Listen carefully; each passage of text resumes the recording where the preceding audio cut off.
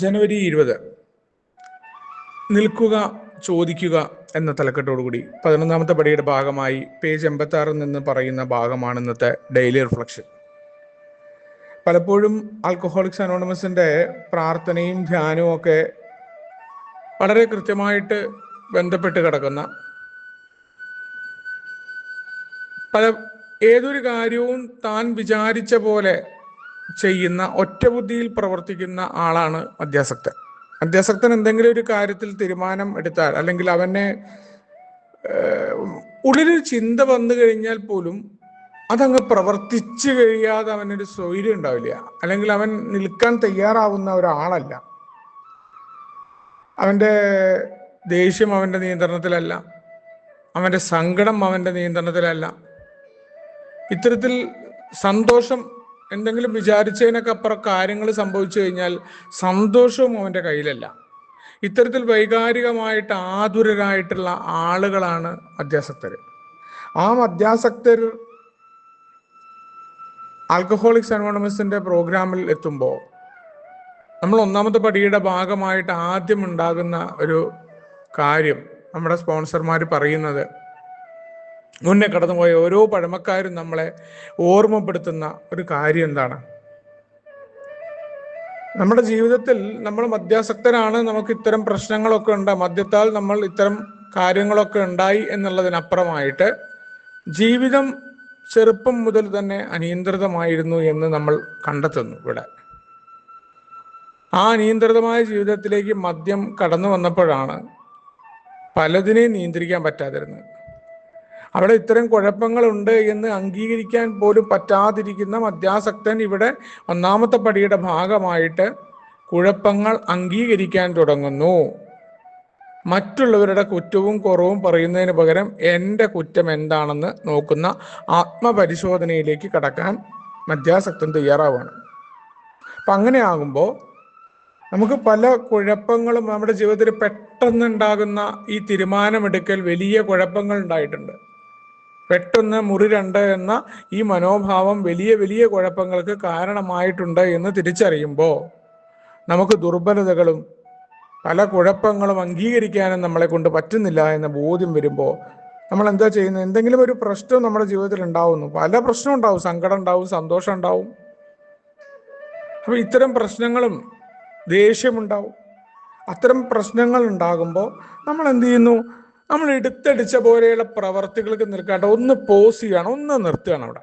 അതാണ് 1ാമത്തെ പടിയുടെ ഭാഗമായിട്ട്. അവിടെയാണ് ഒരാളോടെങ്കിലും ചർച്ച ചെയ്യേണ്ട ആവശ്യമൊക്കെ വരുന്നത്. നമ്മളിവിടെ 11ാമത്തെ പടിയുടെ ഭാഗമായി പറയുന്ന സാധനത്തിനെ വളരെ സിമ്പിളായിട്ട് കാണു കഴിഞ്ഞാൽ, ഞാനിപ്പോൾ എന്തെങ്കിലും ഒരു പ്രശ്നം എനിക്ക് ഉണ്ടാവുമ്പോൾ ഒരാൾക്ക് ഒരു വോയിസ് ഇടാൻ തോന്നുകയാണ് ദേഷ്യത്തിൽ. ആ വോയിസ് ഞാൻ ഇടുന്നില്ല, എൻ്റെ സ്വന്തം ഓൺ നമ്പറിലേക്ക് എനിക്ക് ആ വോയിസ് ഇടാൻ പറ്റും. ഇപ്പോഴാണെങ്കിൽ വാട്സപ്പിലൊക്കെ വോയിസ് ഇട്ടിട്ട് നമുക്ക് കേട്ടിട്ട് അങ്ങ് സെൻഡ് ചെയ്യാതിരിക്കാൻ പറ്റും. അപ്പോൾ നമ്മൾ കുറച്ച് കഴിഞ്ഞ് കഴിഞ്ഞാൽ ഇത് വേണ്ടിയിരുന്നില്ല എന്നുള്ളത് വളരെ കൃത്യമായിട്ട് നമുക്ക് ബോധ്യമാവും.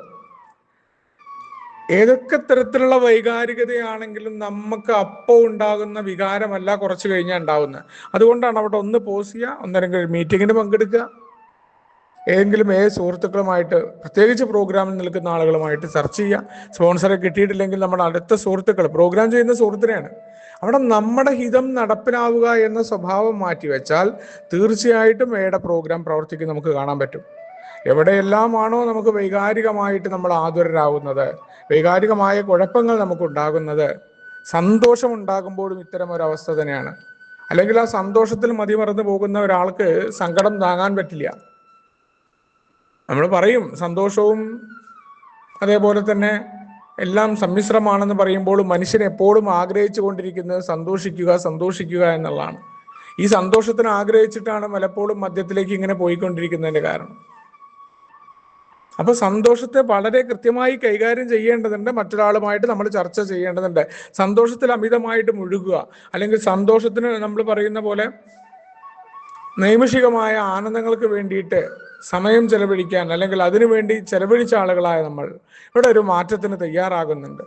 ആ മാറ്റത്തിനുള്ള തയ്യാറാകൽ കൂടിയാണ് ഇത്തരം കാര്യങ്ങൾ. സന്തോഷത്തെ പോലും നമ്മൾ അമിതമായിട്ട് അതിനോട്, ആ സന്തോഷത്തിൽ നിന്ന് പാറി പറന്നുള്ള നടത്തം ഇല്ലാതെയാകുന്നു. ഈവൻ എപ്പോഴും സന്തോഷമുണ്ടാവുക, എപ്പോഴും സന്തോഷിച്ചിരിക്കുക എന്ന് പറയുന്ന അവസ്ഥ ഉണ്ടല്ലോ, അതിന് പോലുമല്ല പ്രോഗ്രാം എന്ന ബോധ്യവും ഒന്നാമത്തെ പടിയിലാണ് കടന്നു വരുന്നത്. ഏതൊക്കെ തരത്തിലുള്ള വൈകാരികത ഉണ്ടാകുമ്പോഴും നമുക്ക് പ്രശ്നങ്ങൾ എന്താണ്, കൺഫ്യൂഷൻ, എങ്ങനെ മുന്നോട്ട് പോകണമെന്ന് അറിയാതിരിക്കുമ്പോഴും നമ്മൾ അവിടെ എല്ലാം ഒന്ന് കാത്തു നിൽക്കുന്നു. എന്നിട്ട് എന്താണ്, ഒരാളുമായിട്ട് ചർച്ച ചെയ്യുന്നു, നമ്മുടെ ആഗ്രഹവും നമ്മുടെ ഹിതവും അല്ലാതെ പ്രവർത്തിക്കാനായിട്ടുള്ള ആ ചർച്ചയിൽ നിന്ന് അവർ പറയുന്ന കാര്യങ്ങൾ, അതിനർത്ഥം അവരെ നമ്മൾ അന്ധമായിട്ട് പിന്തുടരുന്നു എന്നല്ല, മറിച്ച് എന്താണ്, നമ്മുടെ ഹിതത്തിൽ പ്രവർത്തിക്കുന്ന നമ്മൾ പുതിയൊരു രീതി അവലംബിച്ചുകൊണ്ട് മാറ്റത്തിന് തയ്യാറാകുന്നു എന്നുള്ളതാണ്. ഏതൊക്കെ സംഭവമാണോ ജീവിതത്തിൽ വരുന്നത് അതിനെ അതേപോലെ ഏറ്റെടുക്കലാണ് ഇവിടെ ദൈവഹിതം നടക്കണമേ എന്നുള്ളതാണ്. ഈ ജീവിതമാകുന്ന നാടകം ഞാനല്ല കളിക്കുന്നത്, ദൈവമാണ്. ദൈവം എന്ന ഡയറക്ടറാണെന്ന് പറയുമ്പോൾ എന്താണ്, എൻ്റെ ജീവിതത്തിൽ സംഭവിക്കുന്ന കാര്യങ്ങളെ ദൈവഹിതമാണ് എന്ന് പറഞ്ഞ് സ്വീകരിക്കാൻ എന്നെ ഒരുക്കിയെടുക്കുന്നു. അങ്ങനെ ഒരുക്കിയെടുക്കുമ്പോഴാണ് നമുക്ക് അകാരണമായിട്ടുള്ള നിസാര കാര്യങ്ങൾക്ക്, ഭാവിയെക്കുറിച്ച് എപ്പോഴും ഭയപ്പെട്ടുകൊണ്ടിരിക്കുന്നവരാണ് മധ്യാസക്തൻ. ആ ഭയത്തിൽ നിന്ന് മാറിയിരിക്കാൻ പറ്റും. അനിയന്ത്രിതമായിട്ടുള്ള കോപങ്ങളിൽ നിന്ന് മാറി നിൽക്കാൻ, ആകുലത, എന്താ ഉണ്ടാവുക എന്ന് പറഞ്ഞിട്ട് ഭാവിയെക്കുറിച്ച് അപാകമായ ആകുലതകളാണ്, ആ ആകുലതകളിൽ നിന്ന് മാറി നിൽക്കാൻ. അതേപോലെ സ്വയം സഹതാപം ഉണ്ടാവും, എപ്പോഴും ഞാൻ ഇങ്ങനെ ആയിപ്പോയല്ലോ എന്നുള്ള കാര്യങ്ങൾ. ഇത്തരം കാര്യങ്ങൾ തൊട്ട് ബുദ്ധിശൂന്യമായ നമ്മുടെ തീരുമാനങ്ങളിൽ നിന്ന് മാറി നിൽക്കണം എന്നുണ്ടെങ്കിൽ തീർച്ചയായിട്ടും നമ്മുടെ ഹിതത്തിൽ പ്രവർത്തിക്കുന്ന വെട്ടെന്ന് മുറി രണ്ടെന്ന് പറഞ്ഞ ആ കാര്യങ്ങളെ നേരിടാനുള്ള കഴിവില്ലായ്മകൾ, ഓടിയൊളിക്കൽ, ജീവിതത്തിൽ നിന്നുള്ള ഓടിയൊളിക്കലുകളിൽ നിന്ന് മാറിക്കൊണ്ട് അതിനെ സ്വീകരിക്കാൻ, അതിനോട് പോരാട്ടമില്ലാതെ, പോരാട്ടമാണ് ഏറ്റവും വലിയ പ്രശ്നം. ഏതിനോടും പോരാടിക്കൊണ്ട് ഞാൻ ആരാ മോൻ എന്ന് പറഞ്ഞ് വിജയിച്ച് നിൽക്കുകയല്ല, ചില കാര്യങ്ങളിൽ തല താഴ്ത്തി കീഴ്പ്പെട്ടുകൊണ്ട് തന്നെയാണ് ഈ പ്രോഗ്രാം പ്രവർത്തിക്കുന്നത്. കീഴ്പ്പെട്ട് കഴിഞ്ഞാൽ നമുക്ക് യാതൊരു തരത്തിലും, പണ്ടുള്ള പഴമക്കാർ പറയണ പോലെ താണനിലത്തെ നീരോടൂ എന്നൊക്കെ പറയണ പോലെ, നമ്മൾ കീഴ്പ്പെടാൻ എവിടെ തയ്യാറുണ്ടോ അവിടെയെല്ലാം നമുക്ക് പരിഹാരം ഉണ്ടായിരിക്കുമെന്ന വളരെ കൃത്യമായിട്ടുള്ള ഓർമ്മപ്പെടുത്തലാണ് ഇന്നത്തെ ഡെയിലി റിഫ്രഷ്. ഇത് ഒരു ദിവസത്തെ പരിപാടി ആയതുകൊണ്ട് ഓരോ പ്രവൃത്തികളിലും ഇത് കടന്നു വരേണ്ടതുണ്ടെന്ന് കൃത്യമായി ഓർമ്മപ്പെടുത്തുന്നുണ്ട്. നമുക്ക് ഒരുമിച്ചുകൊണ്ട് പറയുന്ന മുന്നോട്ട് പോകാം. എല്ലാവർക്കും ശുഭദിനം, സുപ്രഭാതം.